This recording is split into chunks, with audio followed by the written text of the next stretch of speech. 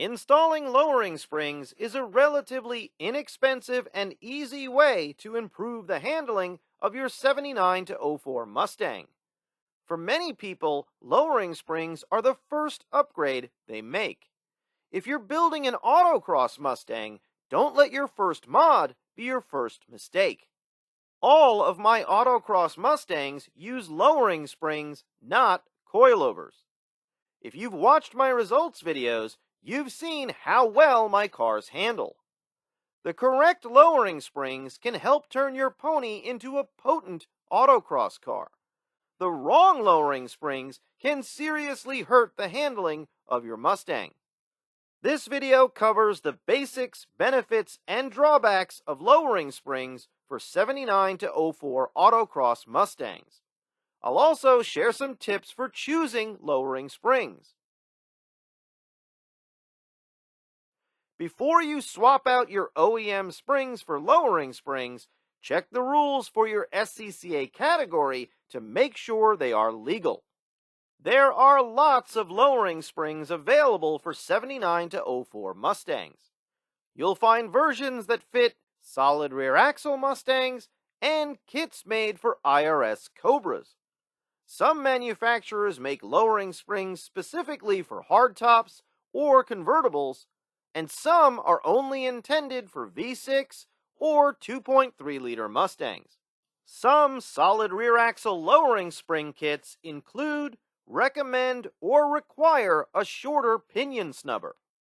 Depending on how much you lower your Mustang, you might need caster camber plates in order to get your alignment settings back to the factory specs.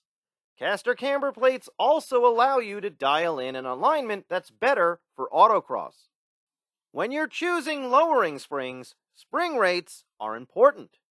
Spring rates are commonly listed in pounds per inch. That's how much weight it takes to compress the spring 1 inch. The higher the number, the stiffer the spring. Lowering springs are usually stiffer than stock springs. Some are significantly stiffer. If you don't do your research, you can easily go too stiff. Linear rate springs have a constant rate when compressed. A linear rate is listed as one number.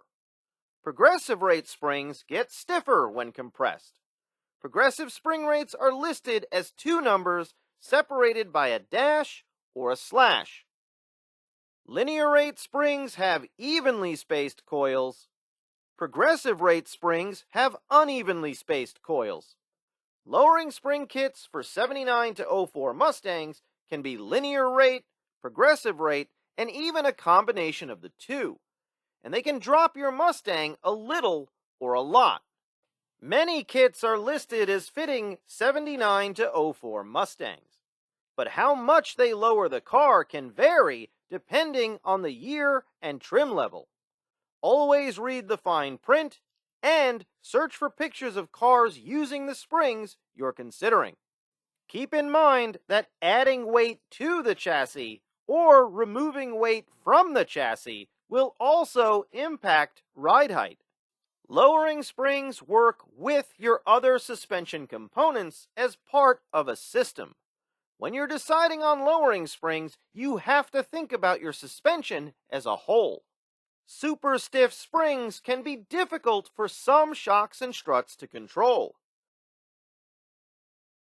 And if you go to Mr. Stiffy's spine-splitting slammed suspension for your springs, shocks, struts, and sway bars, your Mustang won't be as nimble as you need it to be. Lowering springs make your Mustang a more capable corner carver by lowering the center of gravity and reducing body roll. They also limit nosedive under heavy braking and squatting during hard acceleration. The lower center of gravity and diminished body roll help keep the car composed during rapid changes of direction. You'll also feel better steering response. Less nosedive when braking makes for more efficient braking. Lowering springs also improve the aesthetics of your Mustang. But that benefit is the one that leads lots of people to choose the wrong lowering springs for an autocross car.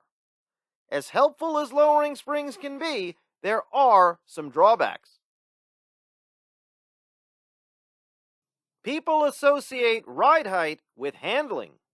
Most of the race cars we see sit very low to the ground. But lowering a 79 to 04 Mustang too much limits suspension travel and increases your chances of hitting the bump stops when your suspension compresses. When you're attacking slaloms, offset cones, and tight, twisty elements on an autocross course, you absolutely need your suspension to articulate. When you run out of suspension travel, your spring rate essentially goes to infinity. That can lead to instant and aggressive understeer or oversteer. Instead of finding speed, you can find yourself sliding or spinning.